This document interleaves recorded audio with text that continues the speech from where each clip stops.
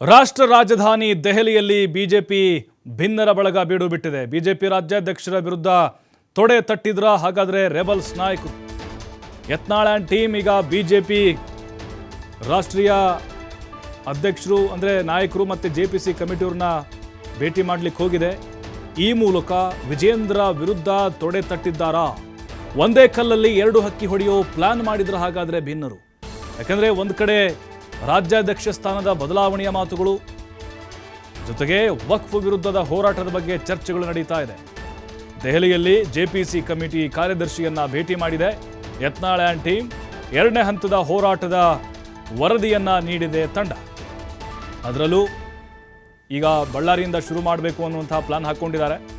ಶಾಸಕ ರಮೇಶ್ ಜಾರಕಿಹೊಳಿ, ಮಾಜಿ ಸಚಿವ ಅರವಿಂದ ಲಿಂಬಾವಳಿ, ಅದರ ಜೊತೆಗೆ ಕುಮಾರ್ ಬಂಗಾರಪ್ಪ, ಮಾಜಿ ಸಂಸದ ಬಿ ನಾಯಕ್, ಜೆಡಿಎಸ್ ಮುಖಂಡ NR ಸಂತೋಷ್ ಈ ಒಂದು ಸಭೆಯಲ್ಲಿ ಭಾಗಿಯಾಗಿದ್ದರು. ಜೆಪಿಸಿ ಕಮಿಟಿ ಏನಿದೆ ಆ ಕಾರ್ಯದರ್ಶಿಯವ್ರನ್ನ ಭೇಟಿಯಾಗಿ ಎರಡನೇ ಹಂತದ ಹೋರಾಟದ ಬಗ್ಗೆ ಕೆಲವೊಂದಿಷ್ಟು ಮಾಹಿತಿಗಳನ್ನು ಕೊಟ್ಟಿದ್ದಾರೆ. ಮತ್ತು ಮೊದಲ ಹಂತದ ಹೋರಾಟ ಏನಿತ್ತು ಅದು ಸಕ್ಸಸ್ ಆಗಿದೆ, ಜೊತೆಗೆ ಅದರ ಒಂದು ವರದಿಯನ್ನು ಕೂಡ ಕೊಟ್ಟಿದ್ದಾರೆ. ಅಂದರೆ ಇಲ್ಲಿ ರೆಬಲ್ಸ್ ಟೀಮ್ನ ಒಂದು ಪ್ಲ್ಯಾನ್, ಒಂದೇ ಕಲ್ಲಲ್ಲಿ ಎರಡು ಹಕ್ಕಿ ಹೊಡೆಯುವಂಥ ಪ್ಲ್ಯಾನು. ಅದರಲ್ಲೂ ರಾಜ್ಯಾಧ್ಯಕ್ಷರ ಬದಲಾವಣೆಗೆ ಸಂಬಂಧಪಟ್ಟಂತೆ ಸಾಕಷ್ಟು ರೀತಿಯ ಚರ್ಚೆಗಳಾಗ್ತಾ ಇದೆ.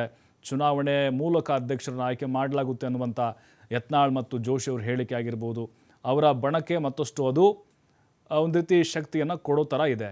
ಅದರ ಜೊತೆಗೆ ರಾಜ್ಯಾಧ್ಯಕ್ಷರ ಬದಲಾವಣೆ ಕೂಗು ಅವರ ಬಳಗದಲ್ಲಿ ಜಾಸ್ತಿ ಆಗ್ತಾ ಇದೆ. ಯಾಕಂದರೆ ಈಗಾಗಲೇ ವಿಜೇಂದ್ರ ಅವರು ದೆಹಲಿಗೆ ಹೋಗಿ ಬಂದಿದ್ದಾರೆ.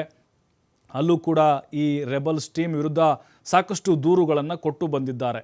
ಅದಾದ ಮೇಲೆ ನಡ್ಡಾ ಬಂದಿದ್ದರು ಕರ್ನಾಟಕಕ್ಕೆ, ಸಭೆಗಳನ್ನು ಮಾಡಿದರು, ವಿಜೇಂದ್ರ ಅವ್ರ ಜೊತೆಗೆ ಮಾತುಕತೆ ನಡೆಸಿದರು. ಭಿನ್ನರ ಬಳಗಕ್ಕೆ ಆಹ್ವಾನ ಇರಲಿಲ್ಲ. ಸೊ ಎಲ್ಲ ವಿಚಾರಗಳನ್ನು ಅಲ್ಲಿ ಪ್ರಸ್ತಾಪವನ್ನು ಮಾಡಲಿದ್ದಾರೆ. ಆಲ್ರೆಡಿ ಕೆಲವೊಂದಿಷ್ಟು ವಿಚಾರಗಳನ್ನು ಈ ಜೆಪಿಸಿ ಕಾರ್ಯದರ್ಶಿಗಳ ಮುಂದೆ ಹೇಳಿದ್ದಾರೆ. ವಕ್ಫ್ ಎರಡನೇ ಹಂತದ ಹೋರಾಟದ ರೂಪುರೇಷೆಗಳು ಹೇಗಿರುತ್ತೆ, ಜೊತೆಗೆ ಉದ್ದೇಶಗಳೇನು ಮತ್ತು ಯಾವ ರೀತಿಯಾಗಿ ಇದು ಭಿನ್ನವಾಗಿದೆ ಹೋರಾಟ ಅನ್ನೋದನ್ನು ಕೂಡ ಕೆಲವೊಂದಿಷ್ಟು ವರದಿಗಳನ್ನು ಕೊಟ್ಟಿದ್ದಾರೆ.